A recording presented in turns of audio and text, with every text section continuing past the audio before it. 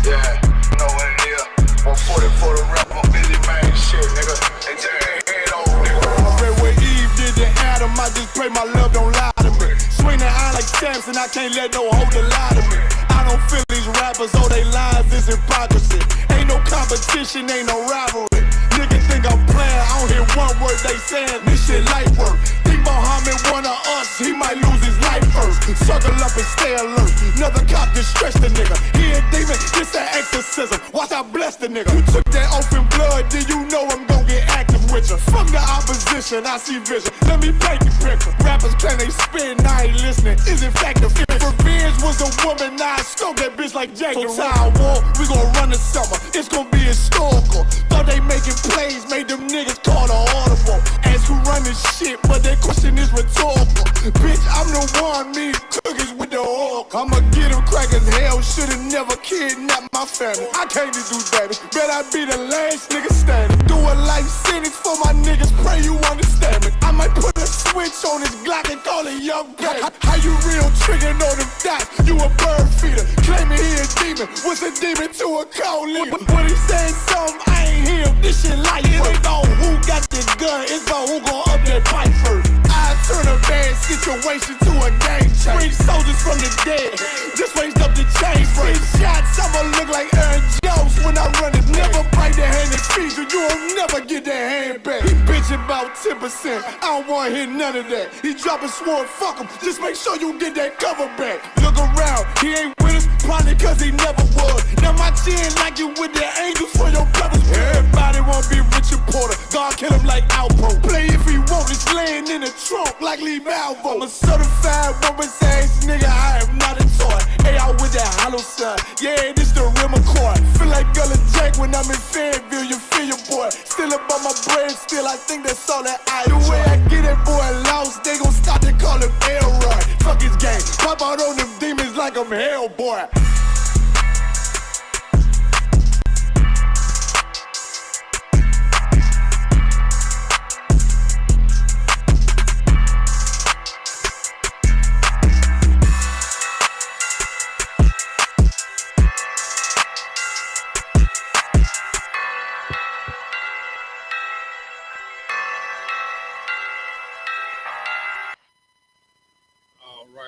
All right. Clap it up.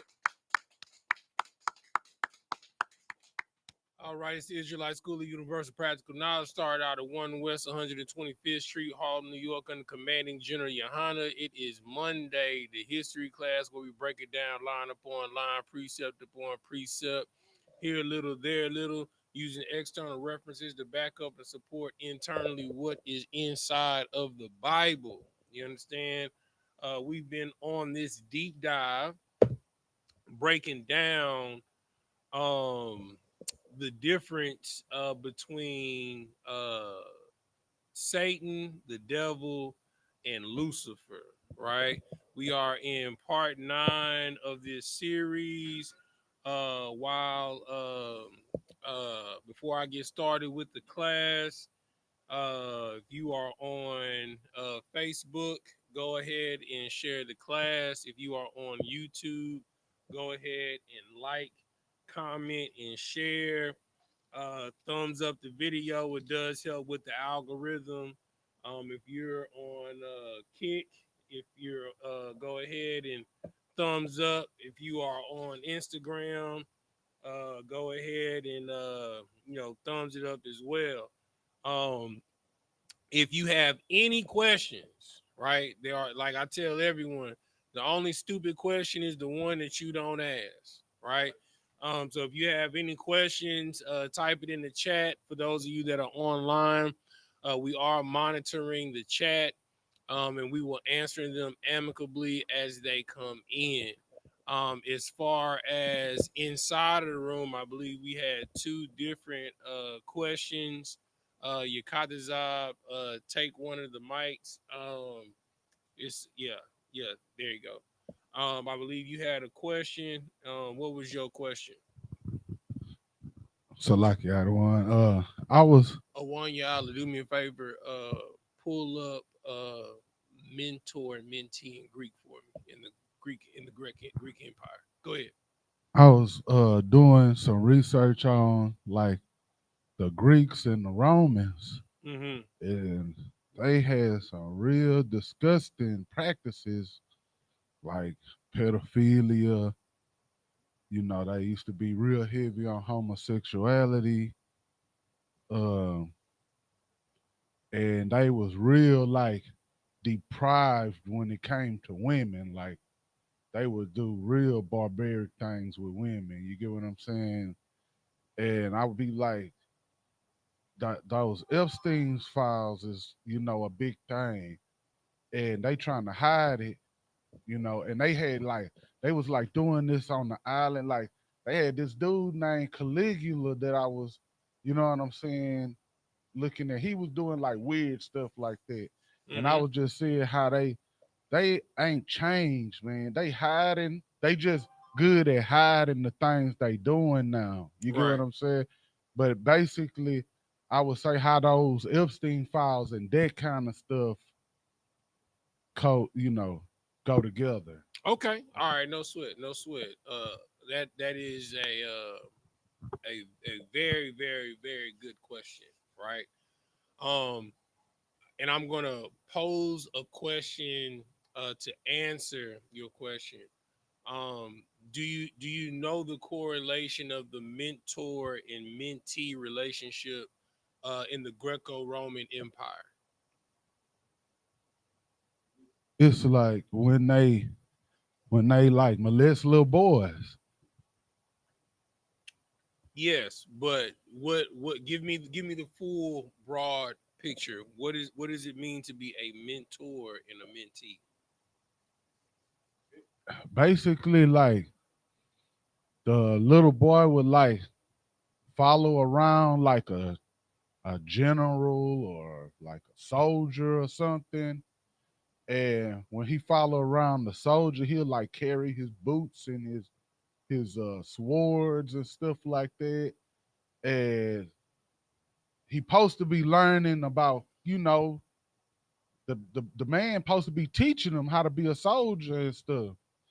But they usually like be molesting the little boys too. They would be molesting them, and like it was real common, and it just wasn't just like looked down on either. It was like that's just how it was. Like what you had, it was like being not in prison, but in prison. You get what I'm saying? If that Yeah, makes sense. yeah. That I mean is kind of on it, Hmm. but not all the way. All right.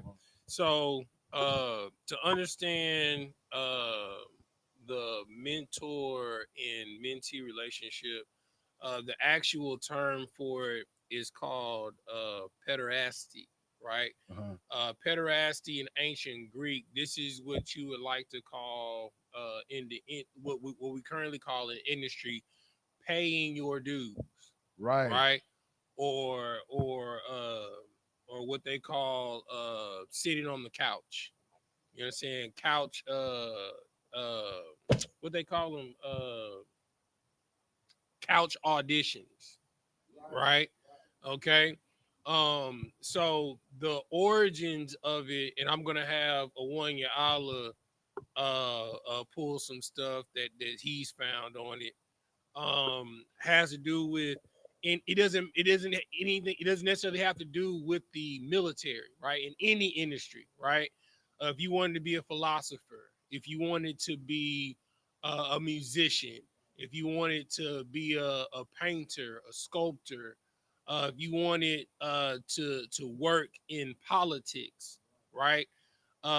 You had to be a mentee under someone that had a position of power, and what they would do is they would groom you, right?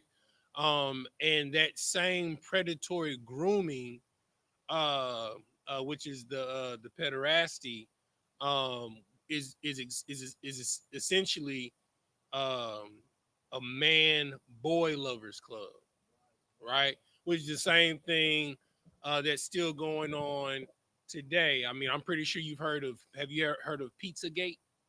You know what Pizzagate is? No, but what is Pizzagate? Does anybody know what Pizzagate is? Lacom, do you know what Pizzagate is? Lacom, look that up. What is Pizzagate? Look that up.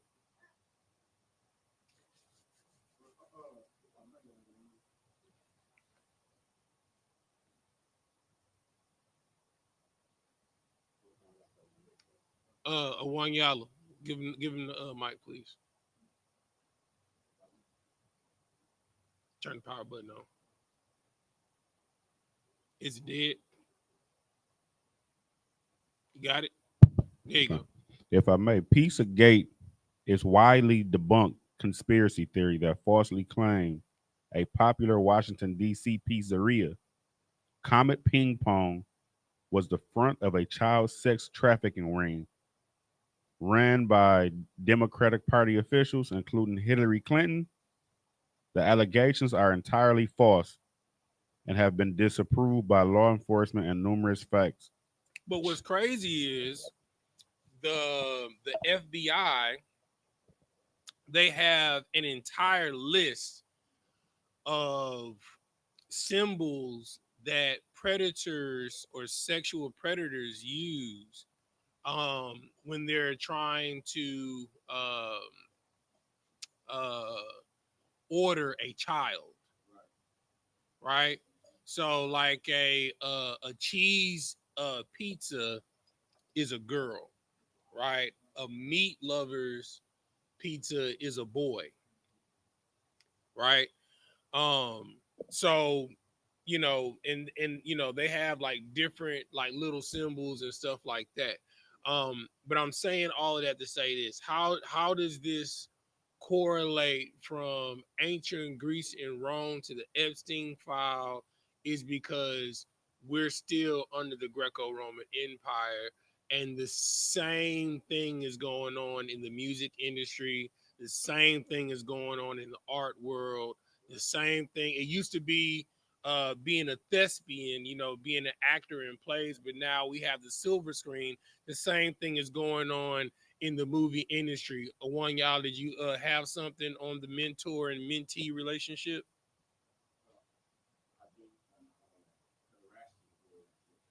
Mm-hmm.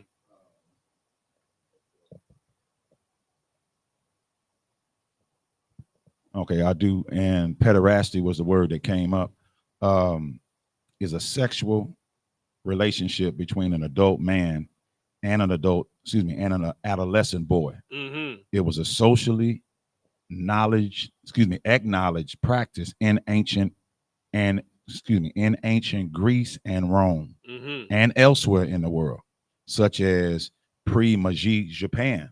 Mm-hmm. Right? Less frequently, it involved an adult woman and an adolescent girl. Right? Mm-hmm. Okay. Now, they have some scholars that locate the origin in a initiation ritual. It's a what? Initiation ritual. It's a what? Initiation ritual. Right? So that's what you have to keep in mind, right? So everything that took place on Epstein Island was what, a one y'all? The origin is an initiation ritual. It is an initiation ritual, right? So in this world, you can only get to a certain level on your own, right? Some people fall through the cracks, right? You might drop a song and some type of visual, and because like known in your city, it'll get pushed through the algorithm. Yeah. It'll catch on and it'll flash through the industry. You know what I'm saying? Everybody be like, who this, right? You getting all of this notoriety, all these different looks and things of that nature, right? But in order for you to go to a Taylor Swift level, in order for you to go to a Beyonce level, in order for you to go to a Jay-Z level, right? In order for you to go to a Prince, a Michael Jackson level, they have to have something on you. Right. Right? Which is why before Michael Jackson died, he talked about, he was in fear for his life because he flipped the table on him. You know what I'm saying? And he like he said, I just did good business. I did to them what they did to us. Right? You had something else you wanted to read, or one y'all? Yes, I do. Con. It says particularly rites of passage on Crete, where it was associated with entrance into the military life. Say that again. It was associated with entrance into military life. So it goes back to what you were saying, right? So and just to show you how rampant it was, like the Spartans, right, were known Grecian warriors, right? And it was almost suggested that you indulge in a homosexual relationship with one of your fellow military brothers, right? Because in their mind, you'll fight harder for your lover on the battlefield. So much so that when they came home, because they were such in love with their fellow platoon mates, fellow battalion mates, and because they're with them pretty much year round. So when they would come home to their wives, right, their wives would have to dress up in a Spartan uniform or a Grecian uniform, and they would sneak in through the window to make love to their wives, right? Because this was something that was normally and it was normal and it was acceptable, right? Which is why in America it's not a big deal to be a lesbian. It's not a big deal to be a homosexual. It's not even a big deal to be a transsexual. Let's just mix up your pronouns. I mean, hey, if you want to identify as a cat, be a cat, because this is an extension of Greece and Rome. We are still in the Roman Empire, right? Go ahead. You had something else you had something else down there, one y'all? Exactly. It says also, it says now remember, this was where it was associated with entrance into military life and the religion of Zeus. Right. Now it says where it is, right here. It is right here. Here you go. All right. So now it goes on. I'm read it first and let you get it in. It says in general, in ancient Greece, pederasty was the practice of older men serving as mentors to young boys in exchange for sexual favors. This practice was widespread through customs and attitudes differed drastically from Greek city to state, from city to state, from city to state. Right. So and for my Black, Hispanic, and Native American parents, you need to be very, very, very careful as your children are growing up, because they'll be in different school organizations, right? Like student government, right? Or the student chess club, right? Or band, football, basketball, uh, especially in gymnastics and track and field. Because in gymnastics and track and field, you got to be training year round, right? You got summer, winter track, indoor track, gymnastics, pretty much their gymnastic coaches are like their parents, right?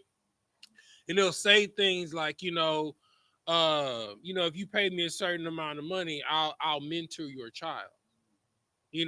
So when you hear those suggestions and those phrases, mentor, well, what do you mean by mentor? I don't want my child to be mentored. My child needs a coach. My child doesn't need a mentor. Are you in some type of pederasty deviancy? Like, what do you mean by mentor? Because I mean, if I look up the origin of mentor and mentee, that's some type of pederasty, sexual deviancy going on, right? You got to pay attention to these words, right? Oh, Lacom, you had your hand up, brother? Okay, no sweat.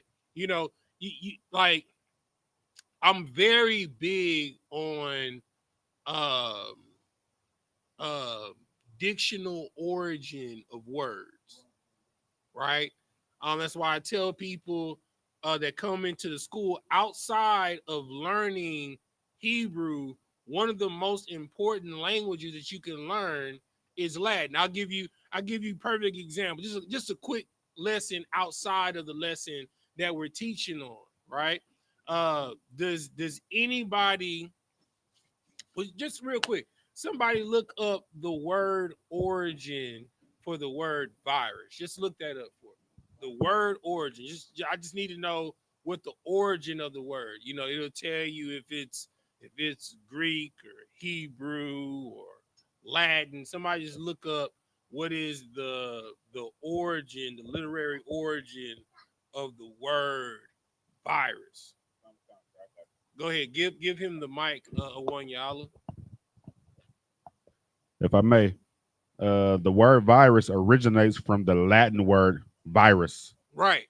So virus isn't even an English word, right? It is a Latin word, right?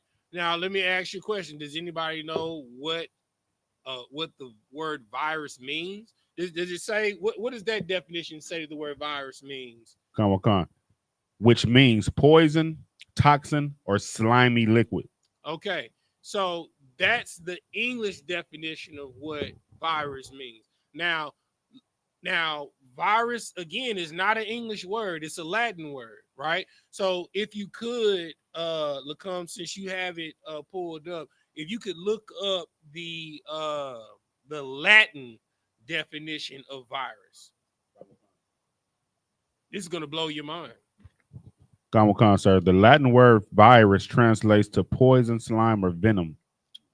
Okay, so of course they're not gonna put because if I have my Latin dictionary here, yes, part of that definition is correct, but the full definition is it is uh poison derived from a snake or venom. Salakia, sir, if I may. Go ahead. When I searched the origin of Latin definition for virus, it says poison, venom, or slimy liquid. Right, which is derived from a snake. Snake, come on, sir. Right.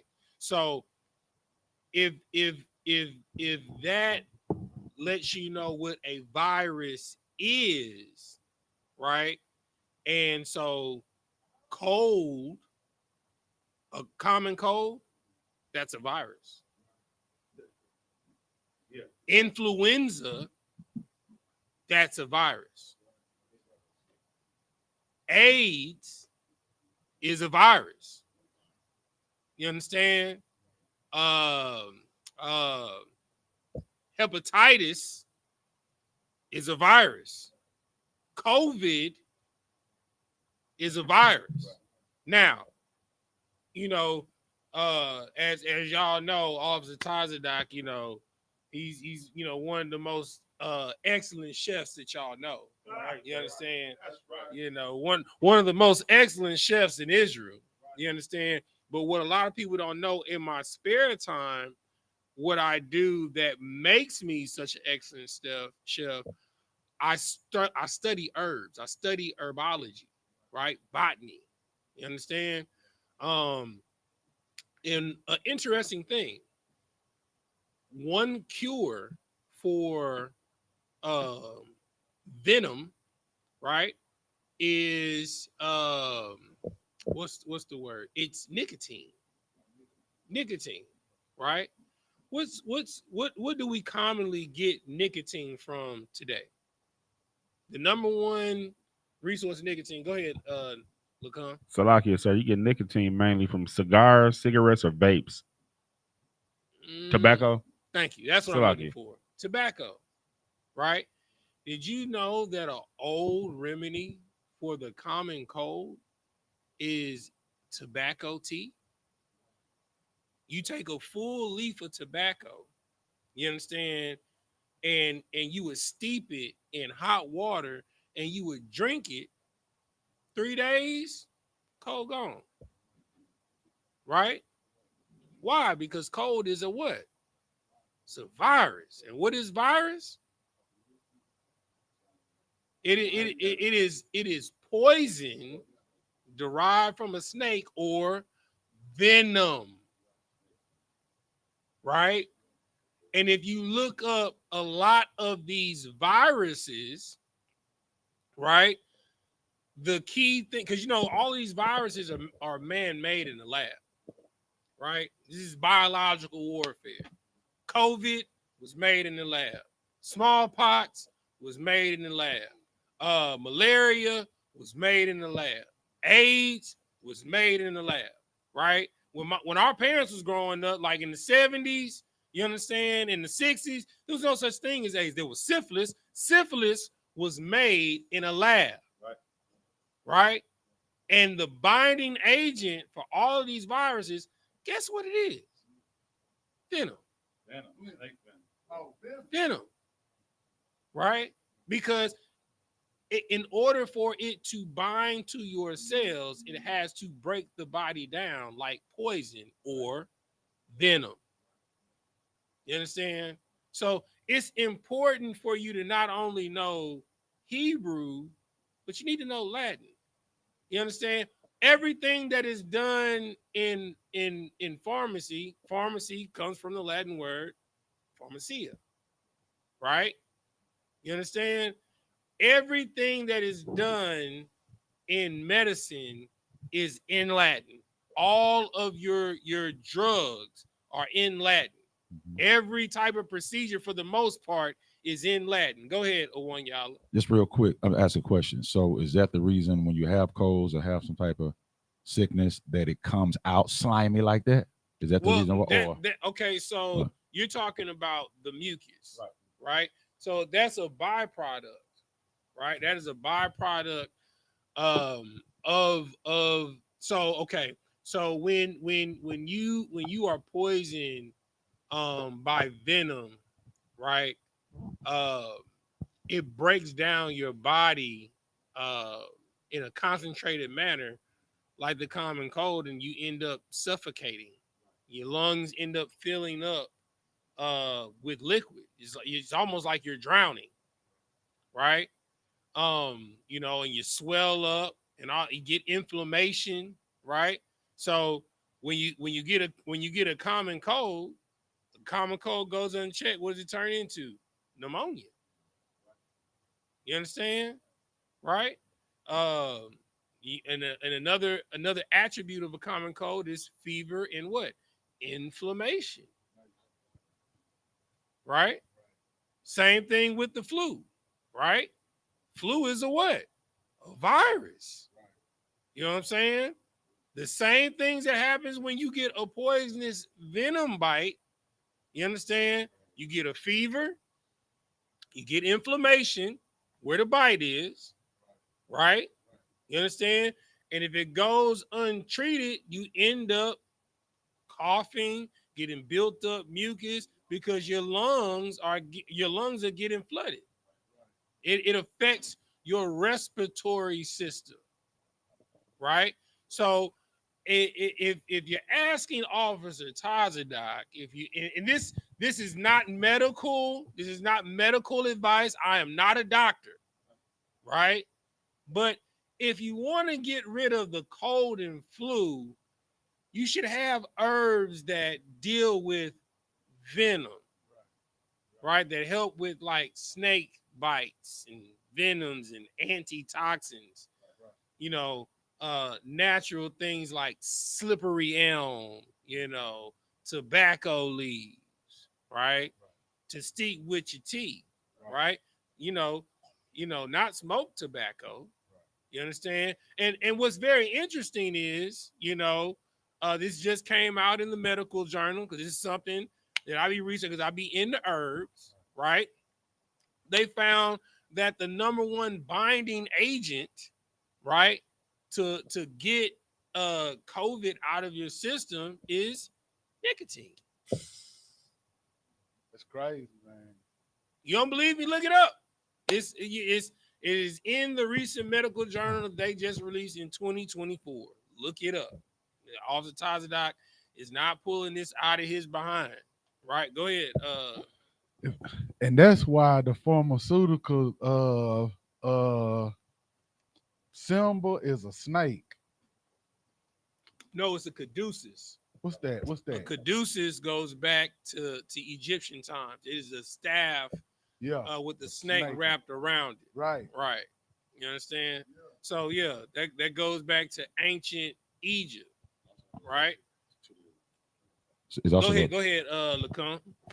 Like you, sir, if I had a question, was that symbol that the pharmacy used that's dated back to Egypt, was that symbolic for what Moses did with the snake and the staff and two snakes, or is there something different? No. So somebody look up yes, the word is caduceus. Somebody look that up, and then I want somebody to look up the word origin, the Latin origin for the word pharmacy. Right? So one thing that I'm gonna tell every brother and sister in the school that you should have, right? You should have a herbal dictionary, right? Because I mean, a one y'all, you know what I'm saying? You older than me, but I'm also old enough to remember. But our grandmothers and great grandmothers, they had remedies to deal with stuff before we even got to the doctor. A lot of if you had the cold when I was a kid, you didn't go to the doctor for the cold. If you had the flu, unless it was like a severe flu and you got influenza, you didn't go to the doctor for that, right? Because your grandparents had a remedy for it, right? The reason why, disease is running rampant in the world is because we're so far removed from our roots, right? One thing that I talked about during the Genesis breakdown, right, is that Israel, Blacks, Hispanics, and Native Americans, we are our occupation, right, is dealing with livestock and agriculture, right?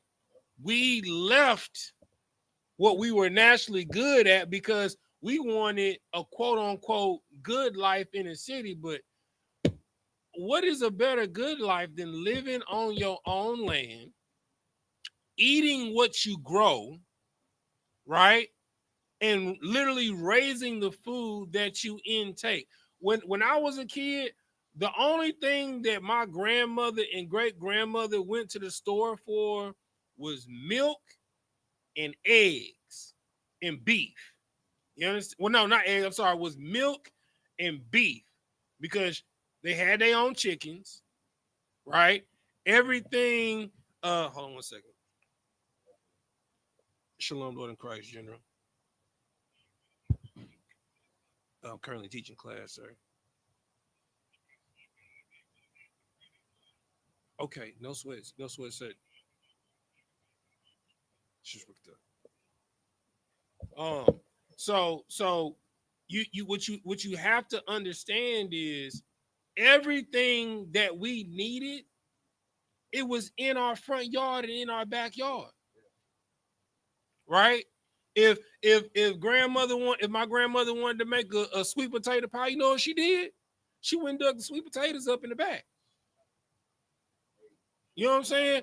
If my grandmother had all the ingredients for gumbo in her backyard outside of the abominations. You understand? She had the okra. She had the onions. You understand? She had the greens. You know what I'm saying? She the only thing that she didn't have was flour, butter. You understand? But everything else she had. She grew her own tomatoes. I remember as a child, her sending me along the fence line to pick the berries. We have to get back to this, right? Who had the Latin origins of the word pharmacy?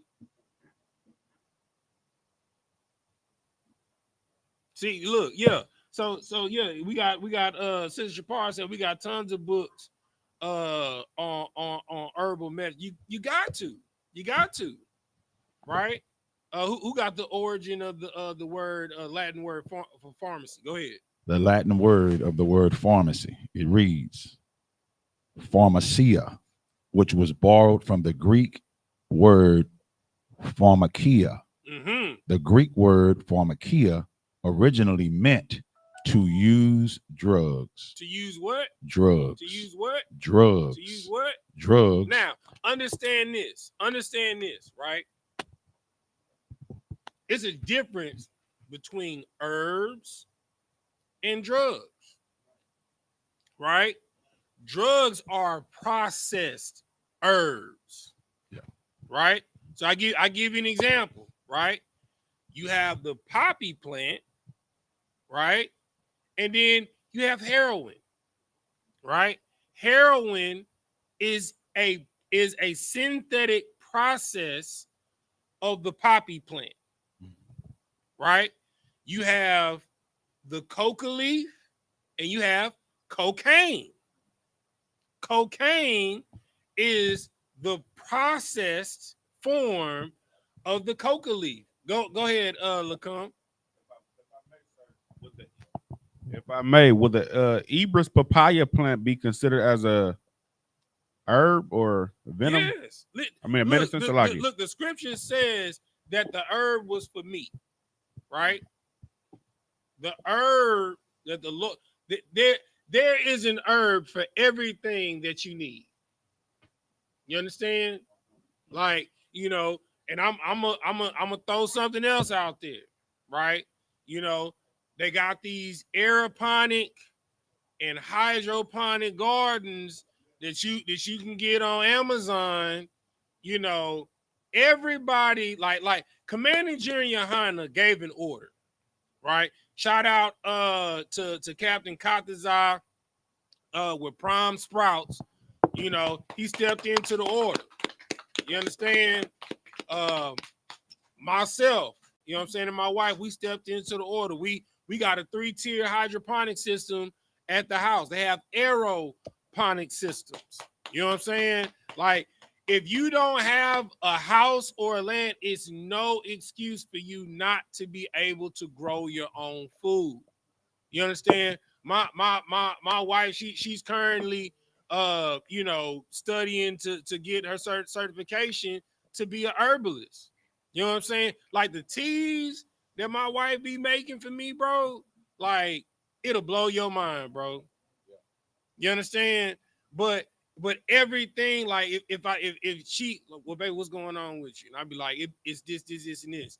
We got the, like I told you, we got a herb Bible, we got an herb dictionary, right? You understand? We even got a Native American herb Bible, a herb Bible, right? They have herb almanacs. You know what I'm saying? She'll flip through it. You know what I'm saying? And she'll look. We got all of these mason jars in the house. You understand? And she keeps like even like whenever we go to the farmer's market, we got this herb lady that we go to. Issacharite. We go over there to Azteca Farmers Market here in Houston. If you here in Houston, you understand? Go with your Issacharite brothers. They will take care of you. You understand? Everything, like the only thing that me and my wife that we go to the real grocery store to buy is protein. All of our produce come from Isupk. It's a better deal. You're gonna get a better bundle. I mean, hell, the amount that you'll buy for like 3 or 4 avocados, you can get a whole box messing with Isupk. You know what I'm saying? Like they'll charge you $25, $30 for one soursop in HEB. You go deal with Isupk, he gonna shoot it to you for 15. You understand? Well, you be able to get 2 for the price of 1, because soursop is a super fruit because it battles what? Cancer. You understand? You go to the grocery store, anything that has soursop in it, you paying an arm and a leg for it. You go to Sprouts or Whole Food. If you just buy one, you might spend $35 to $40 for one soursop. You understand? But Isupk got it for you. You know what I'm saying? So these are the things that you have to focus on, right? You have to focus on taking care of not only yourself, but your family.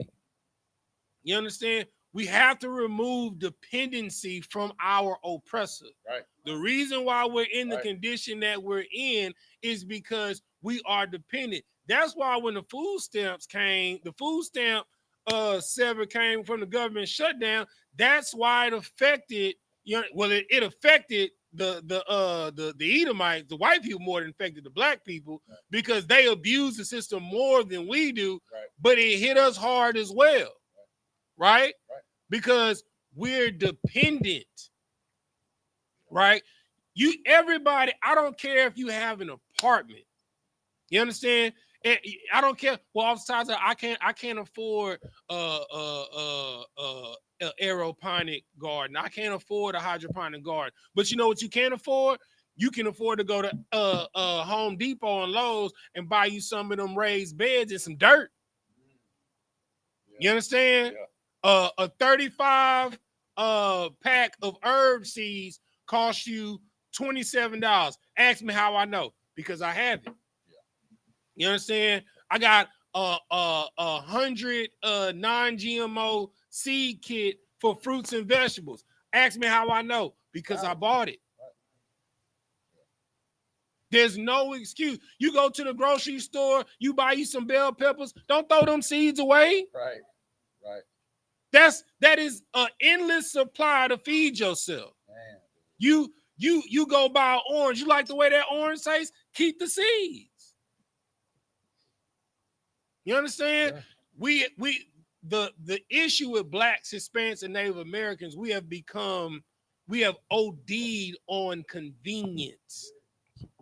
That is what's killed our nation and our community. Go ahead, Owen, y'all. Just to ask a quick question. So has the oppressor, this is what I've heard, has the oppressor made it unlawful to like grow oranges and trees and things like that? No, okay. No. The only thing that they've made unlawful, well, not unlawful, illegal, rather, is for you to catch rainwater. Okay. Right? Huh? Because they want you to buy water.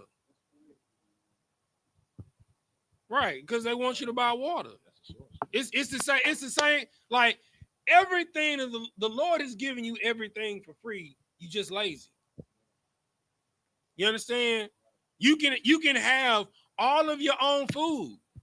You understand? If you got a house with a patch of dirt, I don't care if you're in your apartment complex, you live on the first floor, you got a patch of dirt in front of your apartment. Use the patch of dirt. You got a patch of dirt behind your patio. Use the patch of dirt. You think they're gonna say something to you for growing? Look, I stay. You know, my wife say I stay in the hood. Whatever. I like being around my people.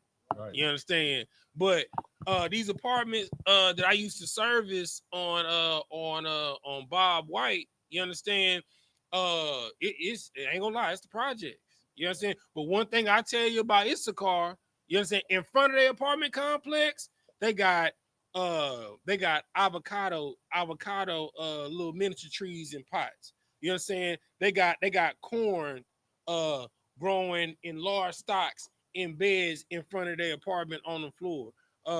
They got fig trees right there growing in pots. Like they have everything growing right there that they want. They got like little onions, green onions in pots growing. Right? It's no excuse. You just lazy. Right? Anything that you buy that has a root, like if you buy an onion, you know what you do with that onion, you cut it in half and you cut the end.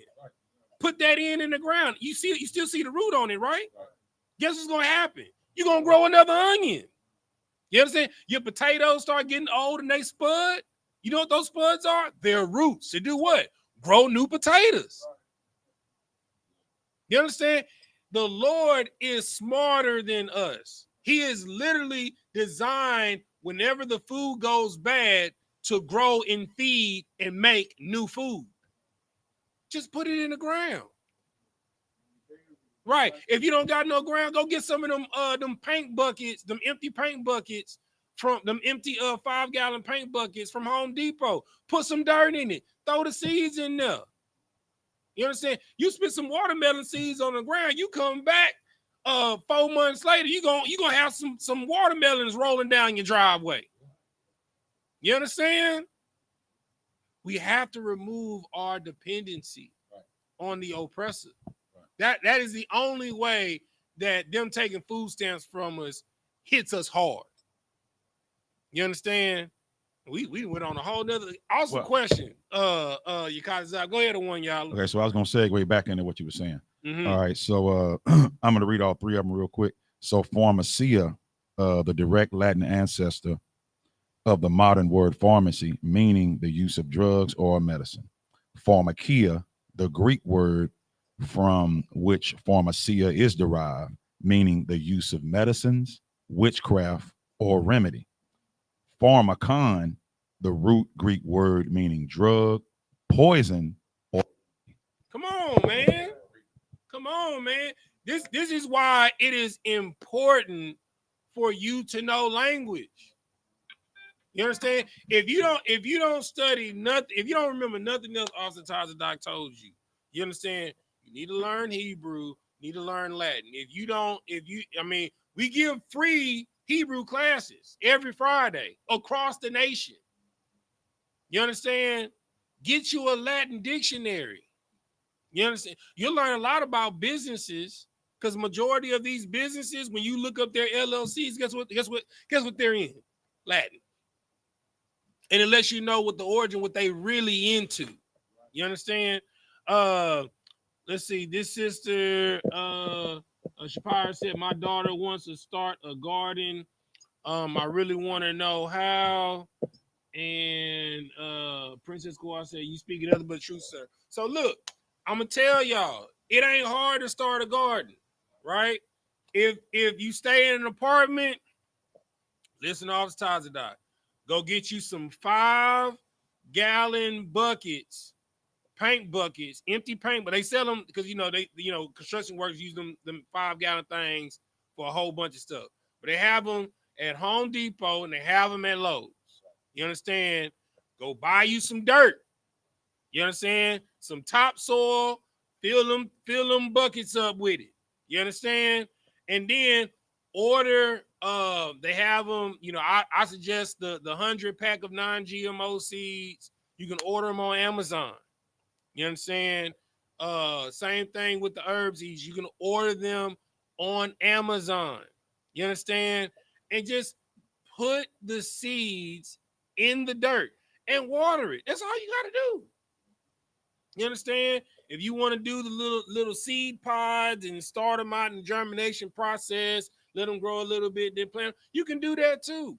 You understand? Whatever you buy from the store, if it got roots, put it in the dirt. It's going to grow. You understand? When you cut your green onions down to the little white part, plant the white part in the dirt. Guess what? You got an endless supply of green onions. You understand? Every single time. You got to start thinking renewable. This is how you save money. In this day and what's going on with the economy, everybody need to save money. Everybody penny pinching right now. Jobs are scarce and stuff like that.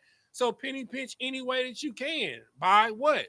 Growing your own food. The highest part of your grocery bill, you understand, if you really cooking food, it's produce. It's not the protein. It's the produce.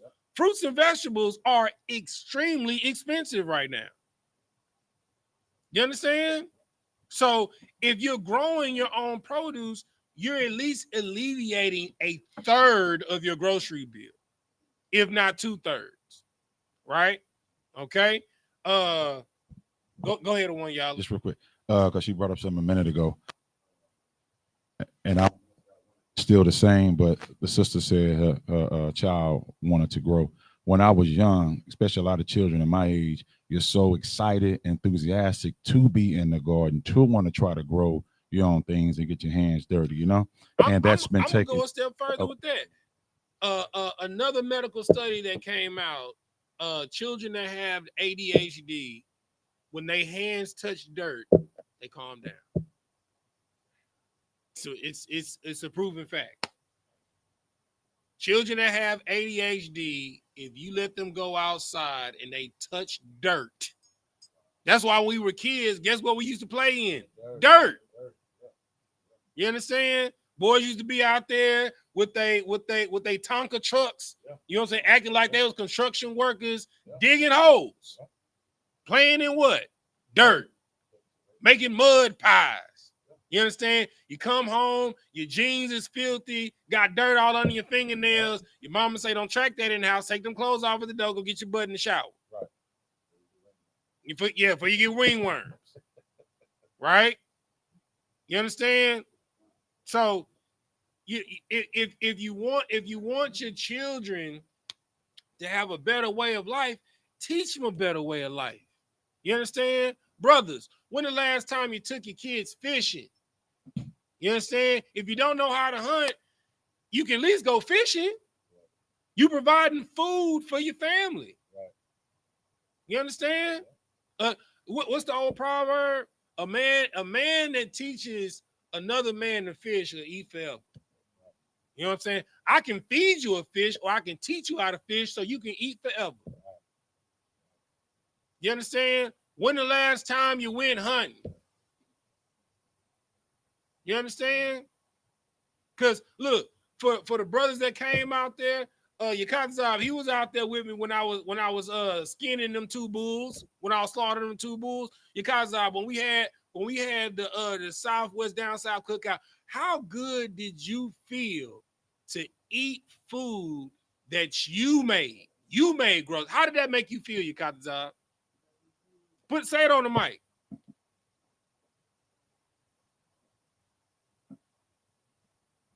It was a very surreal feeling. It made me feel like a man. Very good. Yeah. Like it a made man. You feel like a man. That's right. You understand? Right. Like you took part in butchering the bull, taking out the guts, burying the entrails and the guts in the ground. You understand? You got your hands dirty, got in there with that knife and getting in there between that hide. You understand? Like we've become too far detached from what it takes to make. You want to eat ground beef, but you don't know how to make ground beef. You know what I'm saying?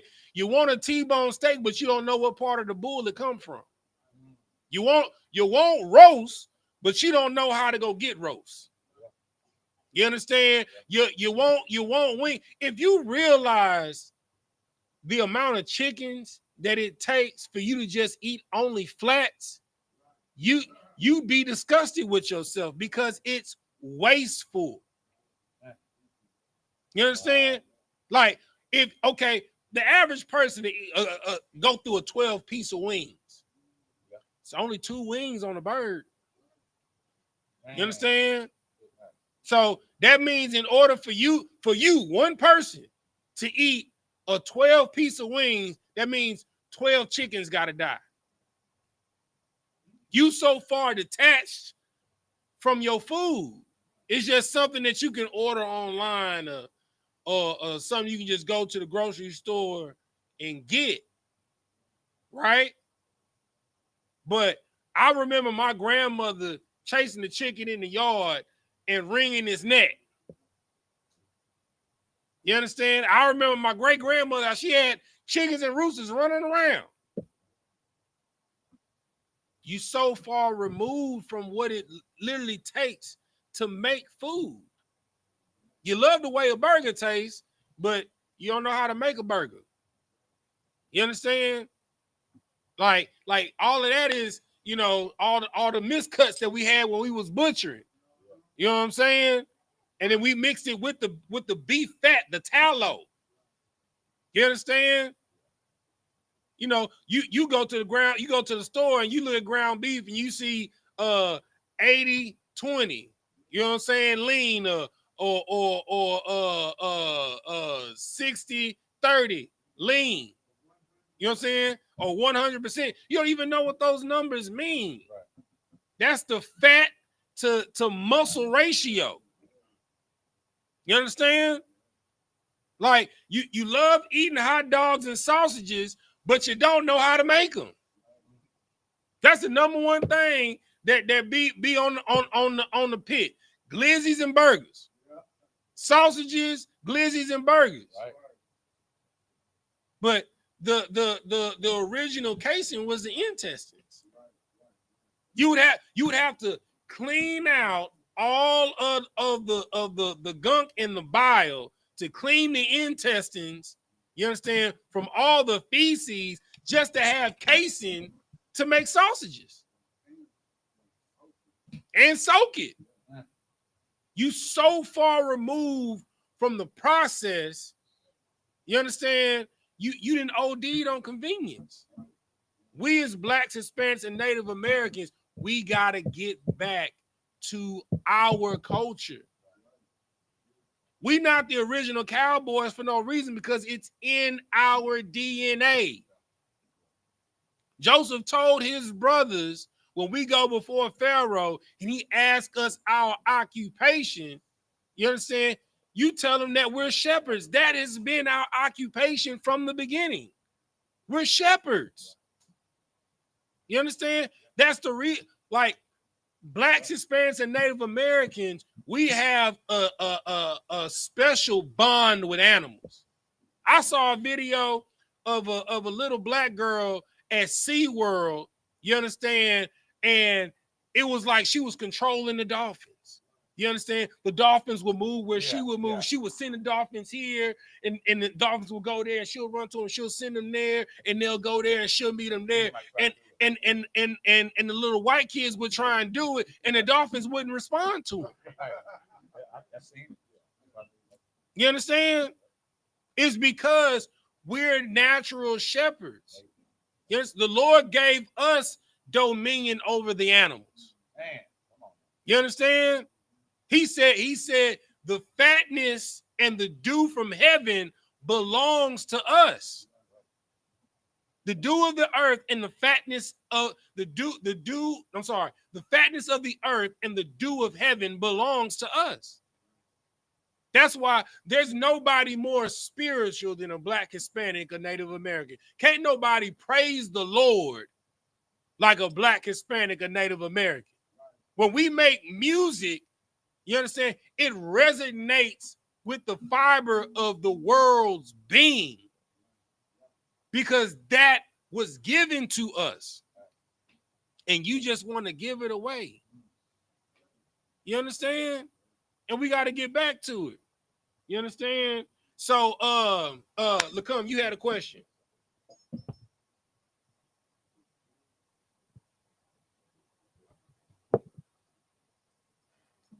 What was your question? It was in Song of Solomon, right? Yeah. You had a question in Song of Solomon. Common sir, if I may, I had a question in the book of Song of Solomon, chapter 1, verse 6. Let me go there with you.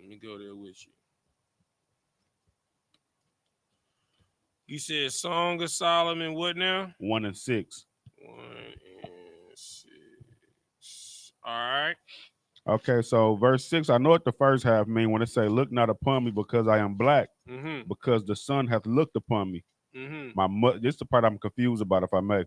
My mother's children were angry with me. They made me the keeper of the vineyards, but mine vineyard have I not kept. Okay, what are you confused about as far as that scripture? Like, what do you mean? What do he mean when he say mine vineyard have I not kept? What is vineyard as symbolic for, like a household? Let's see. Read the whole verse. Come on. Start at verse 5. This is the book of Song of Solomon, chapter 1, verse 5 and 6. I am black but comely, O ye daughters of Jerusalem, as the tents of Kedar, as the curtains of Solomon. Verse 6. Look not upon me because I am black, because the sun hath looked upon me. My mother children were angry with me. They made me the keeper of the vineyards, but mine own vineyard have I not kept. All right, so I got you. Give me what's the scripture I want? Okay, that's one. Go to that one, y'all, but that ain't the one I want. While I'm looking for the one I want, go ahead and read that one. Sir, you want me to read it? Yeah. This is the book of Isaiah chapter 5, verse 7. For the vineyard of the Lord of hosts is the house of Israel, and the men of Judah his pleasant plant. And he looked for judgment, but behold, oppression, for righteousness, but behold, a cry. Hold on, read it one more time, Salaki. This is the book of Isaiah chapter 5, verse 7. For the vineyard of the Lord of hosts is the house of Israel, and the men of Judah his pleasant plant. Mm-hmm. And he looked for judgment, but behold, oppression, for righteousness, but behold, a cry. Keep reading. So, like, let me go to it. Let's see. Come on. Verse 8. Woe unto them that join house to house, that lay field to field, till there be no place, that they may be placed alone in the midst of the earth. Mm-hmm. Okay, so what you hold on, make sure parable. Sorry. Go to there we go. This the one I want. This is what's going to explain it. Go to Matthew 25. Come on. Matthew 25 and 24. This the precept that I wanted. This is the book of Matthew, chapter 25 and 20, verse 24. Red letters. Then he which had received the 1 talent came and said, Lord. Oh, start at let me go there with you. See, 25. See, that parable starts at dang, it's the beginning of the fourth. It started verse 14. Matthew 25 and 14. Right. This is the book of Matthew, chapter 25, verse 14. Mm-hmm. For the kingdom of heaven is as a man traveling into a far country, who called his own servants and delivered unto them his goods. Mm-hmm. Verse 15. And unto one he gave 5 talents, to another 2, and to another 1, to every man according to his several ability, and straightway took his journey. Verse 16. Then he that had received the 5 talents went and traded with the same, and made them other 5 talents. Verse 17. And likewise, he that had received 2, he also gained another 2. Verse 18. But he that had received 1 went and digged in the earth and hid his Lord's money. Verse 19. After a long time, the Lord of those servants cometh and reckoneth with them. All right. So in Song of Solomon 1 and 6, right? Okay. So it says that they were angry at me, right? Let me read exactly where you were. All right. Look not upon me because I am black, because the sun hath looked upon me. My mother's children were angry with me.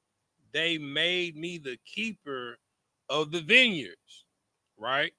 But my own vineyard have I not kept. All right. So, okay, this goes back to what we were just talking about, right? Blacks, Hispanics, and Native Americans, we are OD on convenience, right?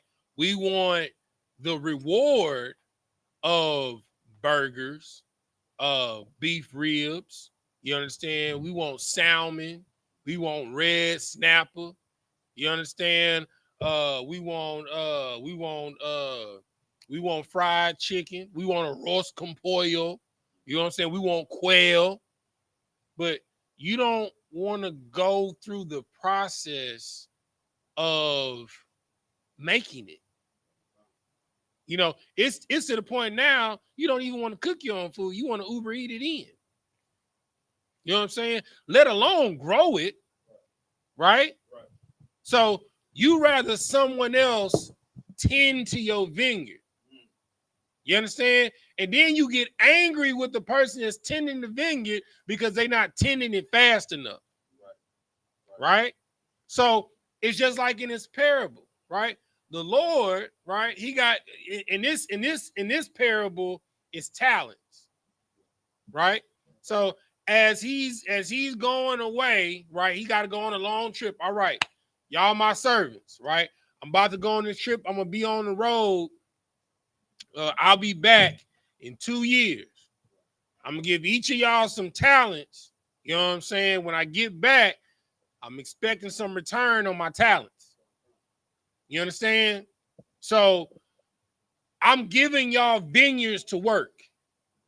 All right. I'm putting in perspective of what the scripture is talking about, right? I'm giving y'all vineyards to work. If y'all at least work the vineyards or hire hands to work the vineyards that I'm giving y'all, when I get back and I'm settling and I reckon with y'all, you understand? We gonna be able to really break bread. You understand? Keep reading. Verse 20. Mm-hmm. And so he that had received 5 talents came and brought other 5 talents, saying, Lord, thou deliverest unto me 5 talents. Behold, I have gained beside them 5 talents more. Right? So you didn't gave me 5 vineyards, right? Since you've been gone, and I'm just saying because I gave the example 2 years, you've been gone for 2 seasons. The what I bared from the first vineyard, those seeds, you understand, and from what I sold, you understand, from that first vineyard, I was able to buy 5 more vineyards. And I used the seeds not only that I got from this vineyard, I was able to plant here. So I got 5 more vineyards, but we got 10 vineyards, baby. You know what I'm saying? Keep reading. Come, verse 21. His Lord said unto him, Behold, Salakia, his Lord said unto him, Well done, thou good and faithful servant. Mm-hmm. Thou hast been faithful over a few things. I will make thee ruler over many things. Enter thou into the joy of thy Lord. See, and this is an awesome lesson, right? Because remember, in the verse that you pulled, they were angry with him because he had to look after the vineyard, right? Right.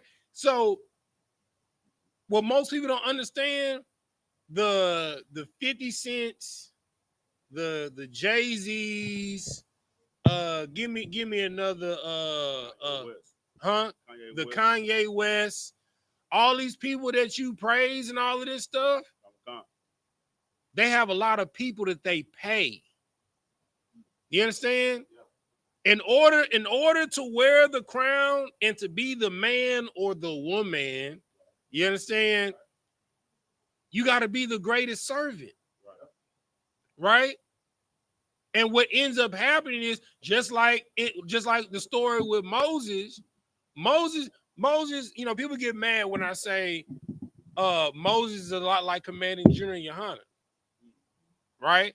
Because Moses, the Lord called Moses to deliver the children of Israel, but once they got into the wilderness, the Lord was talking to everybody. You understand? The Lord was speaking to everybody, right? The reason why Moses became the voice of God, right, is because they said, no, Moses, you talk to the Lord and you be held accountable lest we die, right? Well, when Moses started doing all of these miracles, you know what I'm saying? When he was calling quail out the sky, manna in heaven coming out of the sky, you understand? We got a pillar of fire by night and a cloud of smoke by day. You understand? You know, following us. He go up there, be chilling up there with the Lord and the angels. He come down radiated. The brother was so radiated, they had to put a veil on his face because the look at him was like looking into the sun, right? And he didn't become like this because he wanted it. He became like this because nobody else wanted to do it. See, glory comes with obedience and sacrifice.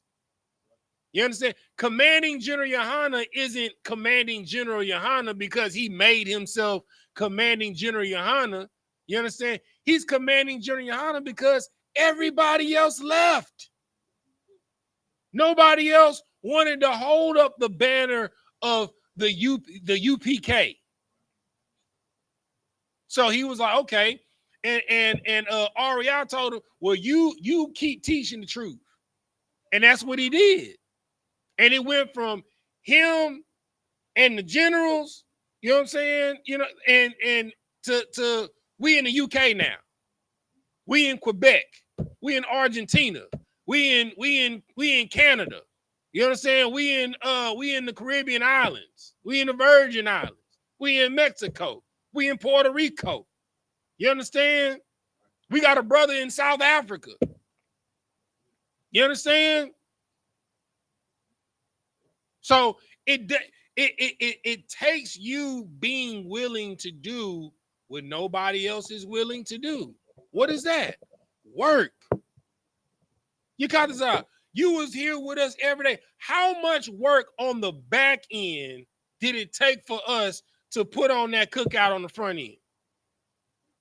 Say it on the mic. Say it on the mic, brother.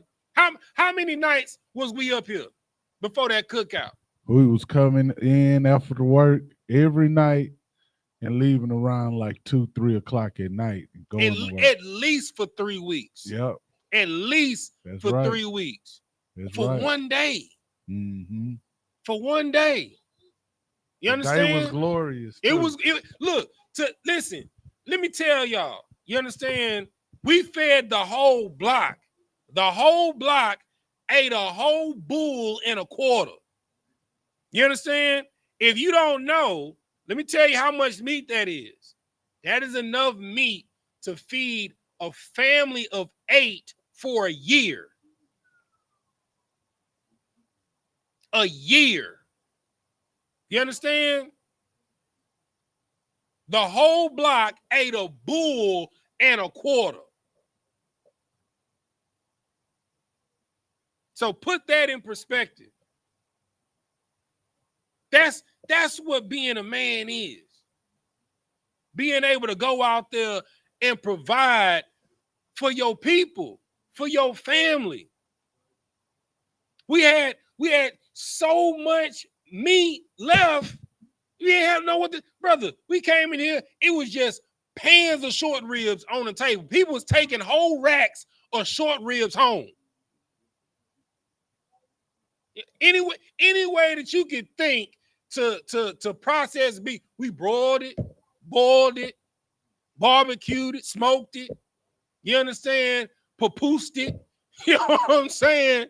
Stewed it, kebabbed it. You understand? Made burgers out of it, sausages out of it. Any way that you can think to do beef, we did it. Made egg rolls out of it. Brother, they had 3 different types of egg rolls. You know what I'm saying? They had egg rolls with beef, collard greens, and mac and cheese in it. They had curry beef and potato egg rolls. You understand? But that's what it takes. You have to be willing to do the work that nobody's willing to do. You understand? And you'll be doing so much work, like Solomon said, he couldn't even tend to his own vineyard. He was dealing with everybody else's vineyard that didn't want to work their vineyard. But then they get mad when he get the glory from the vineyards. You understand? Keep reading. Verse 22. He also that had received 2 talents came and said, Lord, thou deliverest unto me 2 talents. Behold, I gained 2 other talents beside them. Verse 23. His Lord said unto him, well done, good and faithful servant. Thou hast been faithful over a few things. I will make thee ruler over many things. And this is what people don't understand, you know. And this is a great lesson for brothers that want to ascertain rank. You understand? I don't care if you're a student.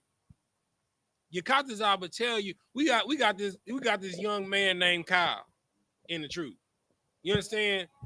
I saw young man Kyle outwork brothers that's been in the school. You understand? The brother manned the flat top the entire cookout. Days that egg rolls and stuff days that we couldn't get brothers to come to the school. Guess who was here? Kyle was here. You understand? You got to be willing to serve in a capacity that brothers and sisters ain't willing to serve. I laugh when I hear brothers trip about me telling them to empty out the cat litter. Brother, I had to clean up dog doo-doo at Officer Gabawar House, the original school. He had a dog named Fam, and I don't know how Fam figured out we was having class, but it was like, it looked like the Exorcist in his garage. Like Fam was slinging doo-doo through the cage, and it was everywhere in the garage. And guess what? We had to get there early, take Fam cage out of the garage. You understand? Clean all the dog doo-doo out of the garage, then bleach the garage. You understand? Then Fabuloso the garage, then put the box fans in the garage to blow the bleach smell out of the garage just so we can have class in the heat. And you complain to me about some cat litter in the school? If you want the greatest glory, you got to be the greatest servant. You got to be willing to do what others don't want to do. And I don't care if you only got one talent. If your talent is to come in and clean up the school, you better be the best cleaning up school person that the school has ever seen. Because if you're faithful over the few things, I can trust you with more work.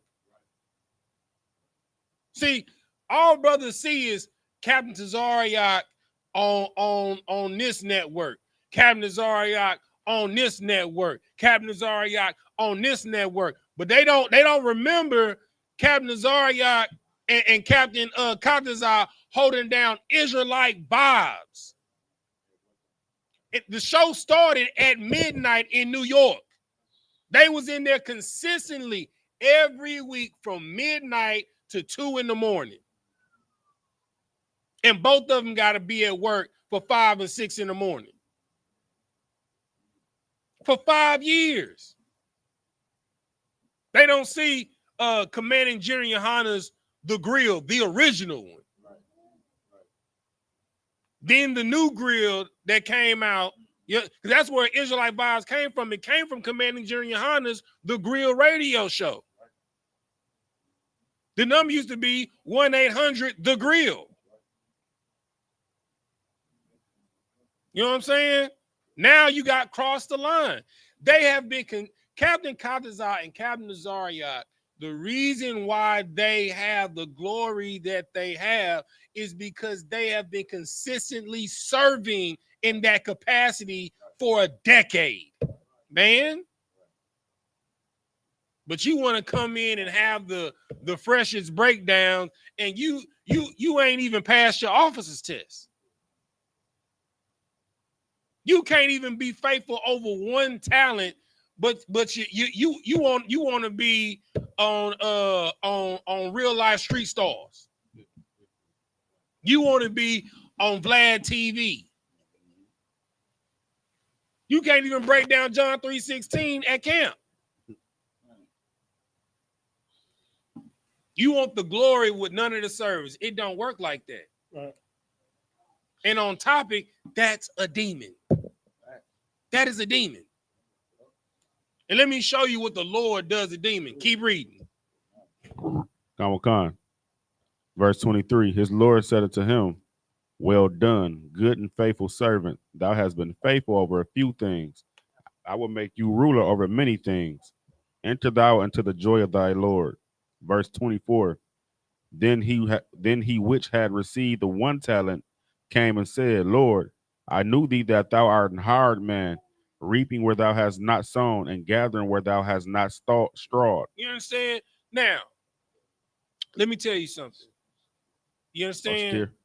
Like, commanding General YAHANNA has put in so much work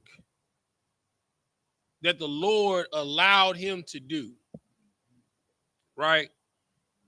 That he held the banner up and has built the school up to where it is now. To put this in perspective of what this parable is saying, when commanding General YAHANNA and the generals, they go to the Midwest cookout. You know what I'm saying? The Midwest Fire Weekend. They come to the Down South cookout. They go to the Cali cookout. You understand? They go to the New York cookout. You understand? Or they going to Passovers in different cities. Guess what? They're going places and reaping what they had not sown. Okay. Commanding General YAHANNA is not physically here in Houston, Texas, but he is physically here in Houston, Texas. You want to know why? Because I'm here. Because Yakatazab is here. Because Awanyala is here. Because Lacum is here. And when he come down here to check on us, guess what? He's reaping what he did not sow. Because he's a man after his father's heart. Right? And if you're a faithful servant, you better make damn sure when he comes down here that you have multiplied what he's giving you. Because when we got this zone, we didn't have a school. We didn't have a building. I just told you we was having class in the heat in Officer Gabawar's garage, smelling like bleach, feces, and fabuloso. In the heat, in the middle of the summer in Texas. You understand? Across from a Christian church. We having class blaring on monitors from the garage. You know what I'm saying? With these blackety black Negroes, you understand, toting AR-15 with bulletproof vest on. They like, man, who is these niggas talking about God? Scaring them. But we feeding that crackhead that y'all turning y'all back on that's walking down the street, coming up to the church asking for money. You understand? We giving clothes to a homeless sister that's just walking wayward up and down the street. Y'all know how it is in Sunnyside and Dead End. We are defenders. We are fathers to the fatherless, mothers to the motherless, brothers to the brotherless, sisters to the sisterless. You understand? But it takes you, when you're given a talent, we just got the order to take the city. And you know what we did? We took the city. And it started with Shadiala in Dallas. When I first came in the truth, it was one brother in Texas. Now I can't keep up with you niggas. I can't. Every time I go to Austin, Killeen, San Antonio, El Paso, Rio Grande Valley, I see a new face. Mexico. With schools.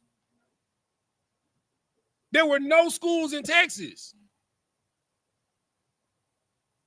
I can't even count the number of brothers and sisters in Texas now, let alone children.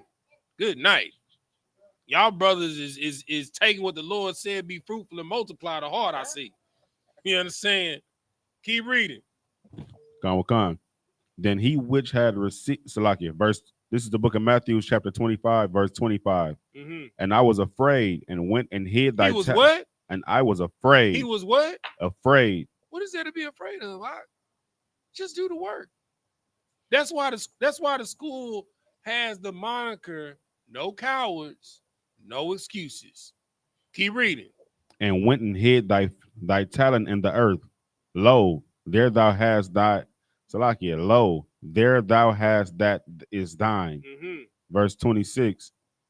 His Lord answered and said unto him, thou wicked and slothful servant. He said what? Thou wicked and slothful servant. He said what? Thou wicked and slothful servant. You understand? That mean he got an order, you know what I'm saying, to tend to the vineyard, and he did nothing. He didn't go out there and trim and prune the vines. You understand? He just let it go and grow wild. You understand? Because he knew that, you know, he reaped where he did not sow. Okay. You understand?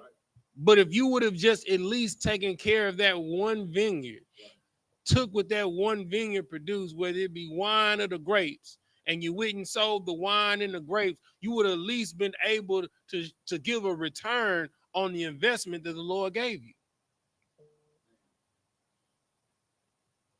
See, brothers want rank, sisters want acknowledgement, you understand? But you're not willing to do the work. He who has the greatest glory has given the greatest sacrifice of servitude. Commanding General YAHANNA is the biggest servant in Israel.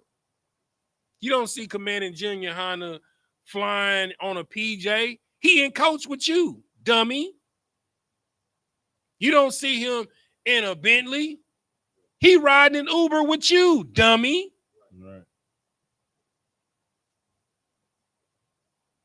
So how dare you, when your Lord comes, that you don't have something to show thyself approved? How much more when Christ comes? Keep reading. Khan said, verse 26, thou wicked and slothful servant, thou knewest that I reap where I sowed not, and gather where I have not strawed. Verse 27, thou oughtest therefore to have put my money to the exchangers, and then at my coming I should have received mine own with usury. You understand? Like, brother, like, let think of it like this, right? If you would have at least juiced the grapes and sold the grape juice, not even the wine, if you would have just at least juiced the grapes and sold grape juice, you understand? You would have had something to present and give. You ain't even bust a grape in a fruit fight.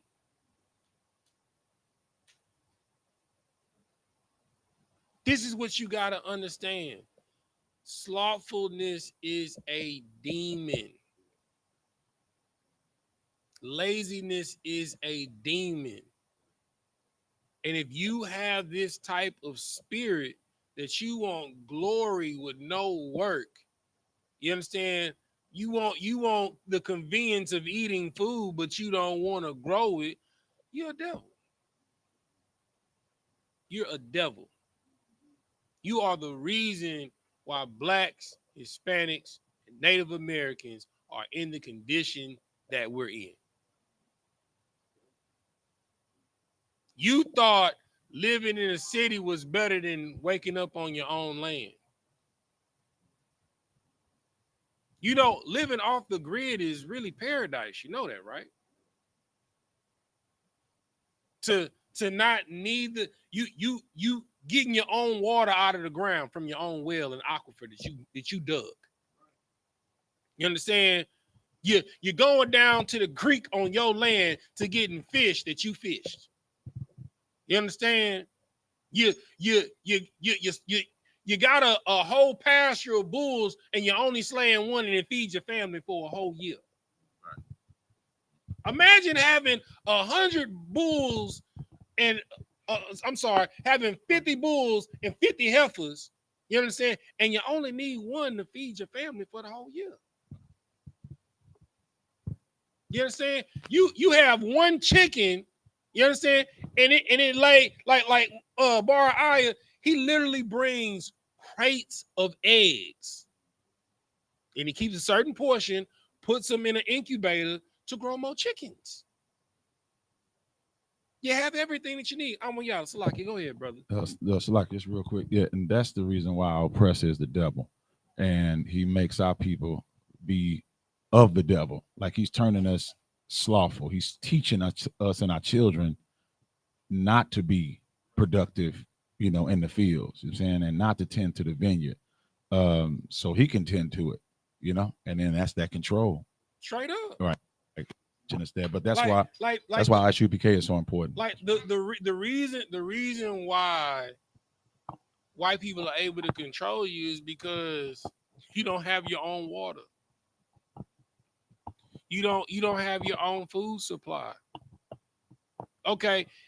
Look, let me tell you, look, one of my favorite podcasts that I love to watch is the Sean Ryan podcast. You know what I'm saying? He's an ex-Navy SEALs. He's an ex-Navy SEAL, and he be having all of these ex-military guys, government whistleblowers, people that are on the cutting edge of technology, and religious zealot nuts. Come on his show, right? One show he had one of his ex-Navy SEAL buddies on him that's a government official, and he asked him a question. If the power grid went down, how long does the average person have? He told him, yeah. He told him, if you're not out of any major urban area into some rural land within the first 48 hours, within 7 days, you're dead. Within 7 days, you're dead. You don't understand? Let me break it down to you, right? If the power goes down, that food, like protein, fresh meat, right? Oh. You only got 3 hours max of it being in that temperature danger zone before it spoils, right? Produce, not refrigerated. So we talking about leafy greens. You got 24 hours for it to be in a wilted capacity, as you can still eat it, right? And 48 hours, it starts breaking down and decaying, right? Fruits and vegetables, right? We talking about squashes, peppers, potatoes, your fruits, your oranges and stuff like that. Unrefrigerated, you got 7 days before it starts going bad or spudding and breaking down. So, for one, if you're not outside of a major urban area within 48 hours and going to a rural area where you got your situation set up, bug out bags, water supply and all of that, you're not going to survive. Because what's going to happen is when the food supply, when they've raided all the grocery store of all the non-perishable food items, all the canned goods, you understand? Now, people in the world, they don't have the righteousness of the truth. So when they woman nagging them and they babies crying because they don't got no food, what you think they gonna do? They're gonna take it, right? And if you a black, Hispanic, Native American, independent woman, INDPEND, tell me, we know what that means. She got her own car. She got her own house. You gonna wish you had a man, because you gonna be the first ones they gonna rob, dummy, because you have no protection. You have no man. That's why the scripture says in that day that seven women will tie themselves to one man, saying that we have our own, only to be called by your name to take away all reproach. We need your protection. We don't need you to provide for us. We got our own. We just need you to be a guardian over us. Right. Because I'm gonna tell you, the need of a man in that time is gonna be like fine gold. See that country boy that you look down upon, that know how to ride a horse, that know how to grow some food, that know how to slaughter a bull, that always be out there at the creek fishing and you laugh at him all the time. He gonna be like fine gold. Because he knows how to make groceries. You understand? Them hood brothers, them ex-cons and all of that stuff that you look down upon and all of that. You understand? You're going to want one of them because you're going to need one to protect you. Right. Yep. This is why he said, if you're not out of any major city in the first 48 hours to a rural area where you're set up, you're out of there. But guess what? In the Israelite School of Universal Practical Knowledge, we got farms. You understand? We got land. Right. We are prepared. Because we're not out here looking for views. We're not out here, looking to be seen. We're out here trying to provide. Because we know that our king, YAHANNA in the Hebrew, the person that the world knows as Jesus Christ, he is a Lord that reapeth where he does not soweth. Right. We're not waiting for him to bring the kingdom. We're building a kingdom to give to him. Right. That's what this is about. Right. Read that last part, Lacan. I ain't even get to my topic. But we on topic. Verse 28. Mm-hmm. Take therefore the talent from him and give it unto him which hath 10 talents. Mm-hmm. Verse 29. But unto everyone that hath shall be given, and he shall have abundance. Mm-hmm. But from him that hath not shall be taken away even that which he hath. Mm-hmm. Verse 30. And cast ye the unprofitable servant into outer darkness. Into what? Outer darkness. Into what? Outer darkness. Mm-hmm. There shall be a weeping and gnashing of teeth. This is what that scripture is talking about. You understand? Where it says that my brothers are angry with me. Okay. How you gonna be mad at a brother for tending a vineyard that you don't even want to tend to? Right. You want the wine that come from the vineyard. You understand? But you don't want to juice the grapes. Right. You just want the convenience of being able, let me go down to the cellar and get some wine. But then you're mad when your brother gets the #1 winery award in the world because he has all of these vineyards that you didn't want to take care of. Right.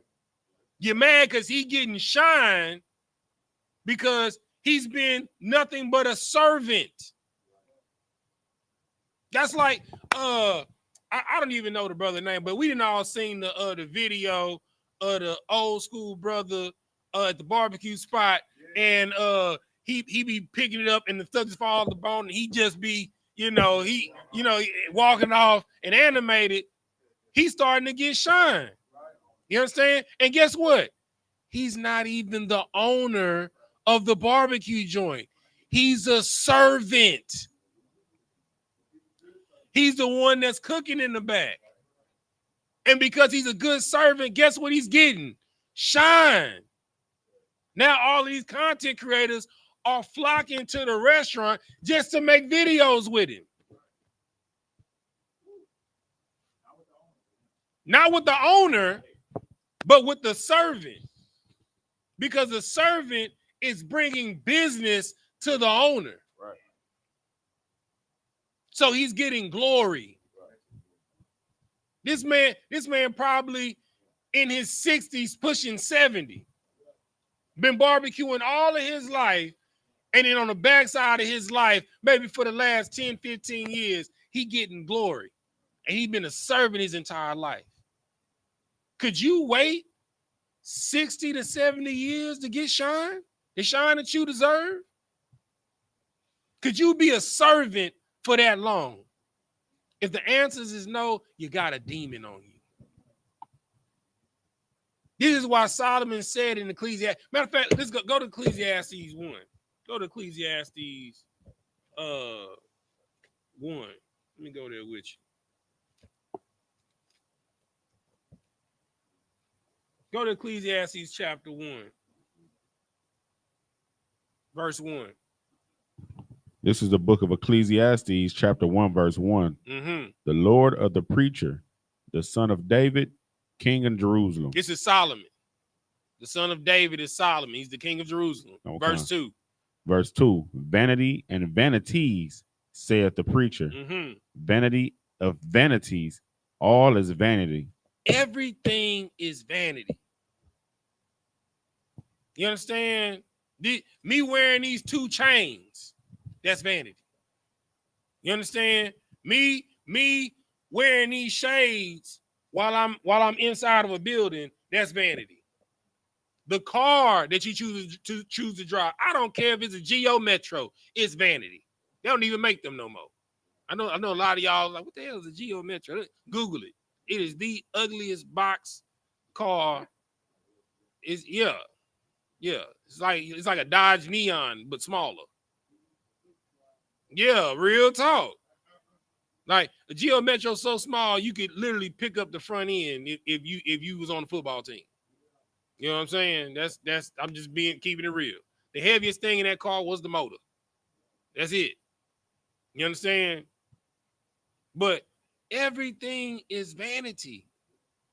It's not important. You understand? The tennis shoes that you pick is vain.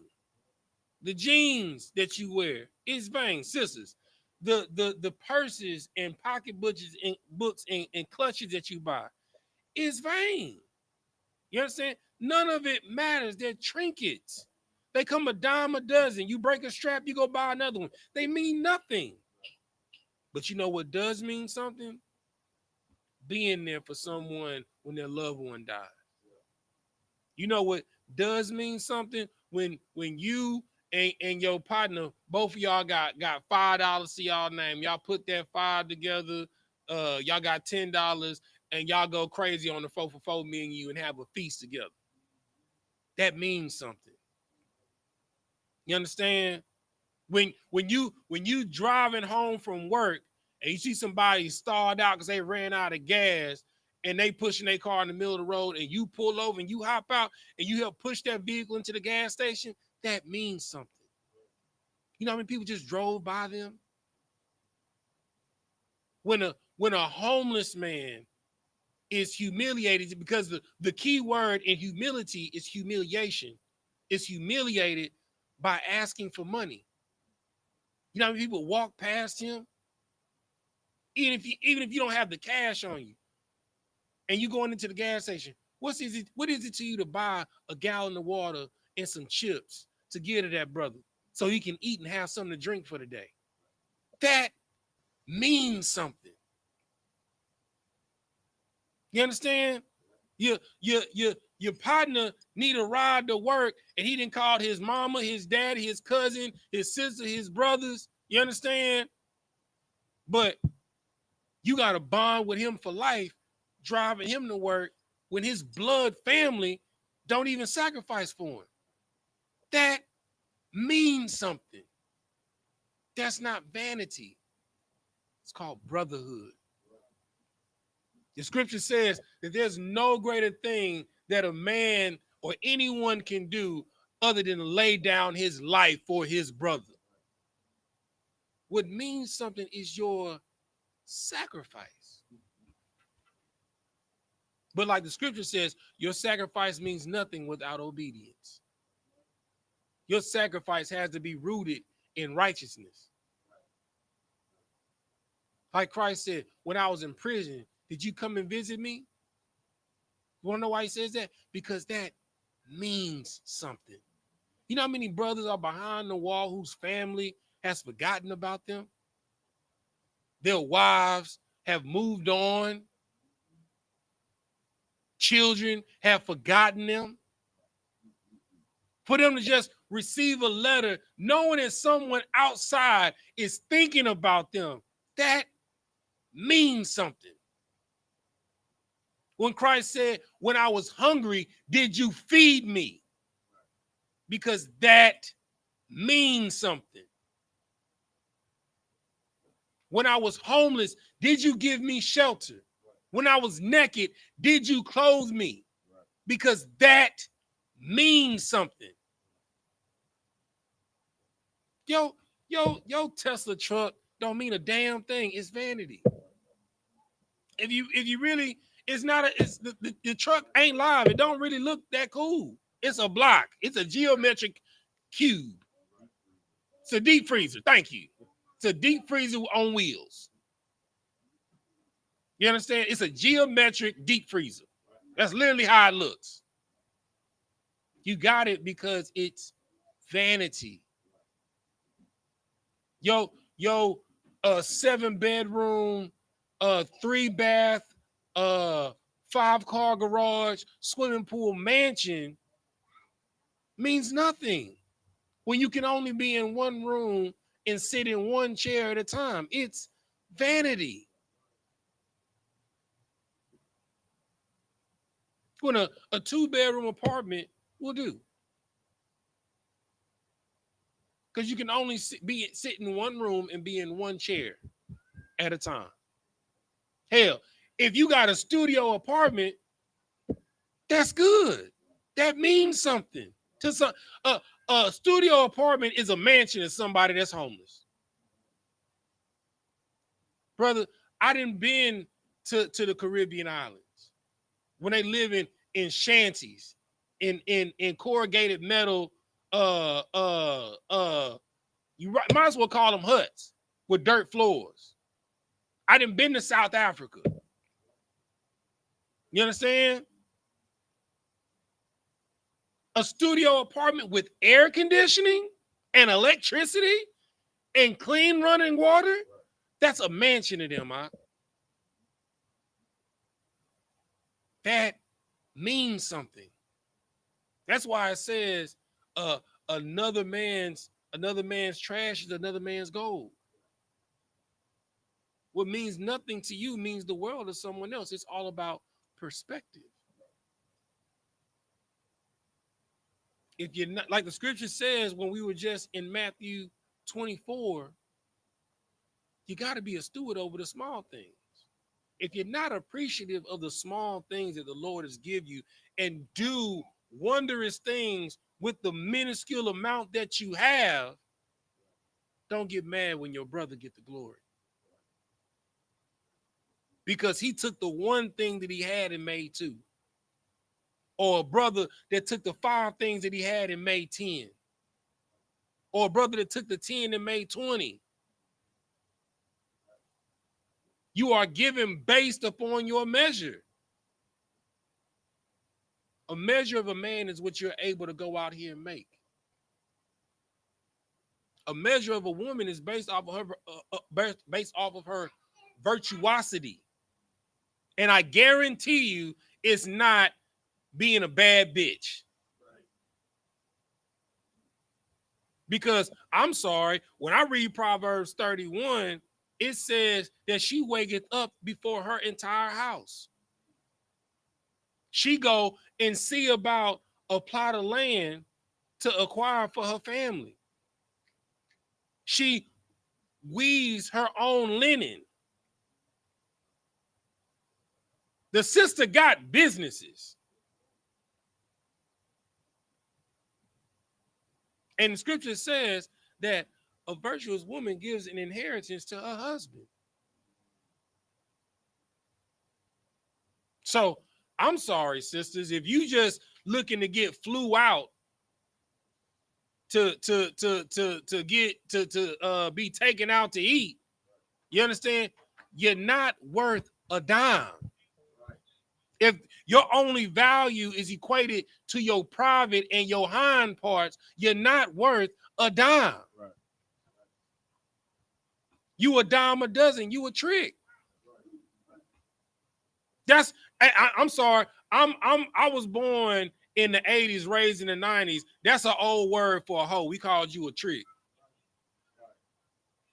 And the brother that was going after you, he was tricking.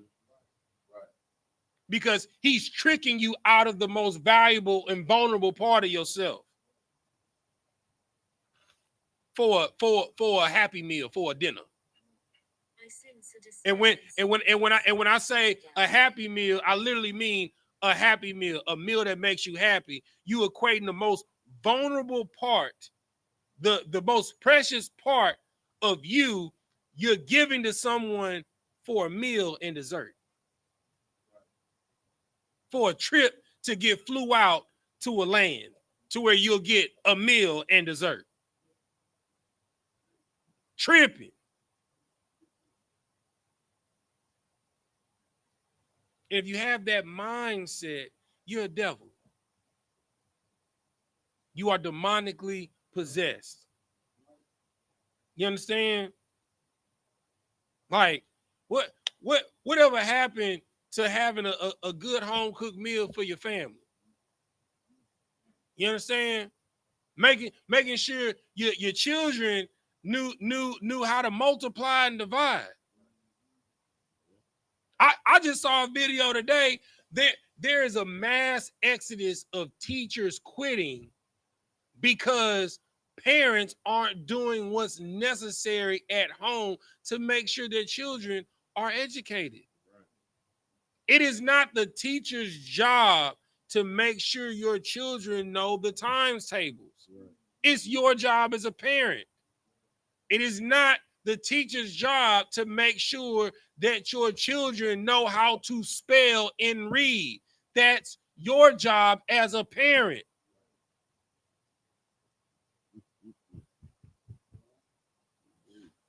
I'm talking about, if you don't believe me, just go on TikTok in the search bar and type in mass exodus of teachers from education system. They're just giving up because the children are extremely ignorant. You understand? They have no self-control, no self-discipline. You understand? And they're all reading at a subpar level. Go ahead, get the mic. It's because they don't got no home training. The parents. Listen, hey, I saw a video. What's your boy from Wildin' Out with the dreads, the one that used to do the He Ratchet videos. Yeah, but you know who I'm talking about. Yeah, Emmanuel. He did a skit where his son got called to the principal's office for a parent-teacher conference, and they asked him to read a sentence, right? And the story started off, the actual sentence read, "Once upon a time." You know what I'm saying? And the child was like, "Once upon a time." And the parent was like, "Jaquavius, you can't even read it. Ain't even once, it's once." You understand? You know, I hate to quote my father, but sometimes he's right. We the punk ass parents. We the reason that our kids are in the condition that they're in now. Because you afraid of your child, so you don't tell him to pull up his pants. You afraid of your child, so you tell her she can't dress like a whore going to school. You afraid of your kids, so you tell them that they can't smoke weed in the house or smoke cigarettes or drink. What you got, brother? It's because they don't train the child up in the way that he should go from childhood. You Right. know, a lot of us had children when we was children ourselves, and we didn't know nothing about life really, and the things that we did know about life was very childish itself. You get what I'm saying? So we went out there chasing after happiness and things like that, and trying to find somebody to love or something like that. You know how people is going to have some fun while your kid was with your grandparent. You know what I'm saying? Or at home by themselves. You so focused on turning up, your kids is dumbing down. You so focused on shining and grinding, and you don't realize that these children are the ones that's gonna be taking care of the country in 20 years. And you got high schoolers reading on a 3rd grade level. Or not reading at all, they're just illiterate. You understand? And you wondering why we got Trump in the White House. It's already happening. You got a dummy in the White House. A rich dummy. So all is vanity. The only thing that is of substance and the things that you remember in your life in value, the best memories that you have is from helping someone, being there for someone, celebrating someone. What is the point of going on vacation? You have no one to share it with. It goes all the way back to grade school. I bet my young bull, you didn't heard this saying before, sharing is caring, right? Right? Babies know that.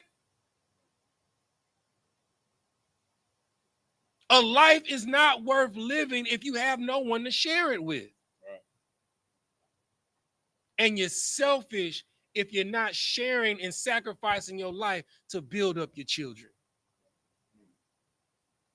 We are doomed. The scripture says we are destroyed for a lack of knowledge. And the gifts have destroyed our heart.